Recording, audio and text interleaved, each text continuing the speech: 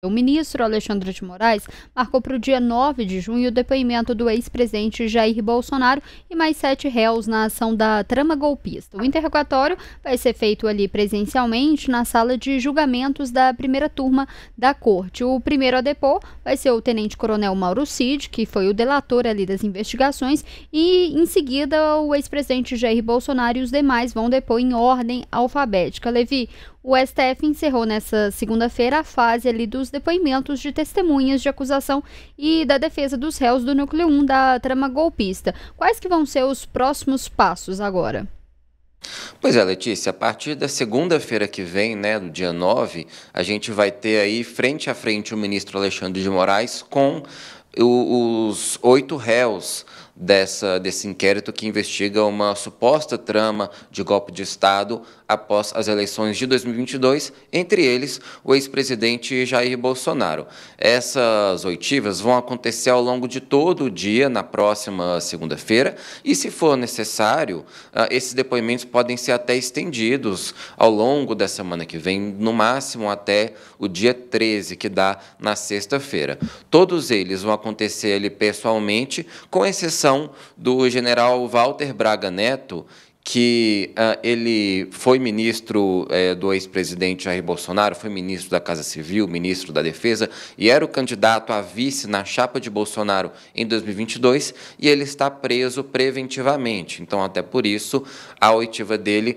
vai acontecer por videoconferência. E aí, além de Bolsonaro, Braga Neto e do Mauro Cid, que você citou, vão ser ouvidas mais 5 pessoas, todas elas fazem parte ali do núcleo 1, que é o núcleo político, que, segundo as investigações, de acordo com a denúncia da Procuradoria-Geral da República, seria o núcleo que comandou todo esse suposto plano de golpe de Estado. E aí essa deve ser uma das últimas etapas ali desse processo de instrução, né, que é toda essa fase de coleta de depoimentos, coleta de provas, em que as versões são comparadas pelos juízes, no caso pelo relator Alexandre de Moraes e também pelos investigadores, até que a gente tenha depois o encerramento dessa fase, e aí vai ser marcado posteriormente o julgamento dessa ação penal para definir se esses réus vão ser absolvidos ou se vão ser condenados. É um processo que está andando numa velocidade bastante grande até, né, o que tem sido alvo de muitas críticas aí das defesas, mas a gente tem já na semana que vem essa próxima fase com os réus dando as suas versões sobre toda essa história. E, Levi, será que tinha uma expectativa desse julgamento terminar ali em meados de setembro, outubro? Será que essa expectativa vai se concretizar? Porque, como você falou, as defesas estão reclamando bastante desse andamento ágil desse processo, e a gente sabe que também vão acontecer algumas estratégias ali da defesa, que é legítimo mesmo, de tentar protelar o andamento desse processo. Será que essa primeira expectativa ali de setembro, para que era um argumento usado que tinha que terminar mais ou menos ali naquela época para não contaminar ali o pleito de 2026, será que isso vai realmente acontecer? Olha, as defesas naturalmente vão apresentar ali recursos, argumentar que não se deu o tempo devido, por exemplo, tem sido uma reclamação recorrente de que ainda não houve tempo para ter total acesso às provas, porque é um processo muito grande, com milhares de páginas, um processo com um volume muito grande ali de provas, e aí o ministro Alexandre de Moraes argumenta que tudo que tem de provas ali no processo, que foi liberado algumas semanas atrás, tudo isso já está na denúncia, então não teria nenhuma grande novidade.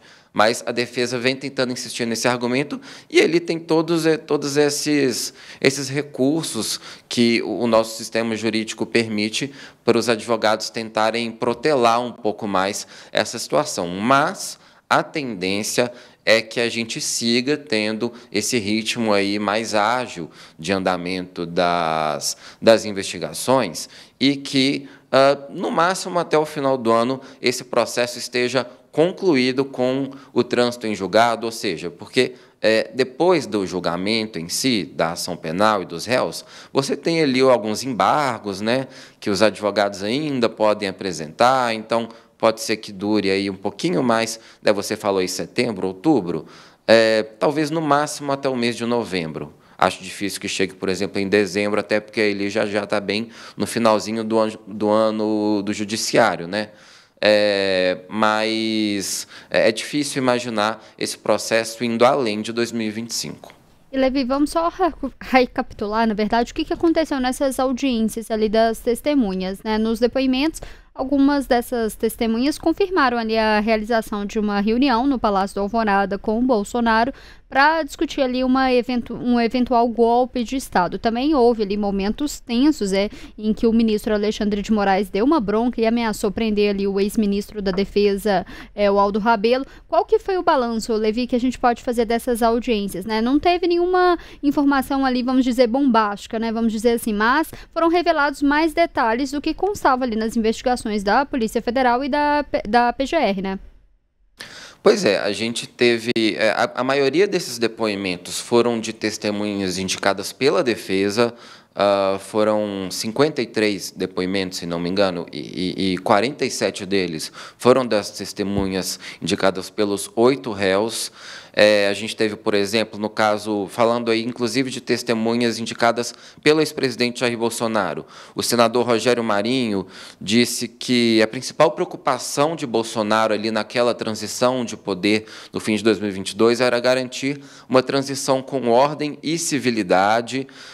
O governador de São Paulo, Tarcísio de Freitas, que é apontado até como um possível adversário do presidente Lula nas eleições do ano que vem, disse que Bolsonaro estava muito triste e muito resignado depois da derrota nas eleições de 2022, mas que, apesar disso, nunca teria falado com o Tarcísio sobre uma suposta intenção de golpe de Estado ou alguma ruptura institucional. Essa foi uma versão bastante frequente ali nesses depoimentos de que Bolsonaro estava, de fato, muito abalado depois de ter sido derrotado por Lula.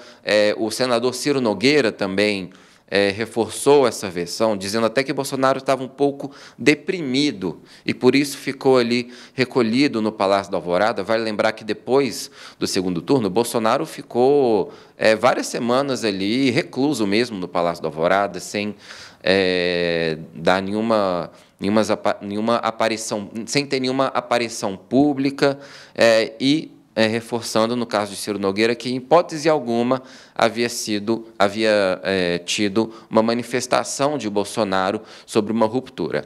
E o ex-chefe da AGU no governo Bolsonaro, Bruno Bianco Leal, ele confirmou que o ex-presidente chegou a convocá-lo para uma reunião no Palácio da Alvorada para consultar se haveria algum caminho jurídico que pudesse questionar o resultado das eleições. Uma reunião que, de acordo com o ex-ministro, também estavam presentes os chefes das Forças Armadas. E aí Bruno Bianco disse que respondeu ao então presidente que não, que as eleições, na visão dele, tinham sido transparentes e que o presidente teria se dado por satisfeito. E houve esses episódios aí, o mais polêmico de todos, o mais delicado de todos, com o ex-ministro Aldo Rebelo, de que Bolsonaro ameaçou prendê-lo. Aldo Rebelo, apesar de historicamente ser um aliado da esquerda, também estava como uma testemunha de defesa e que gerou bastante repercussão, muitas acusações de que Alexandre de Moraes teria tido uma postura até autoritária com Aldo Rebelo e que teria abusado ali do seu poder.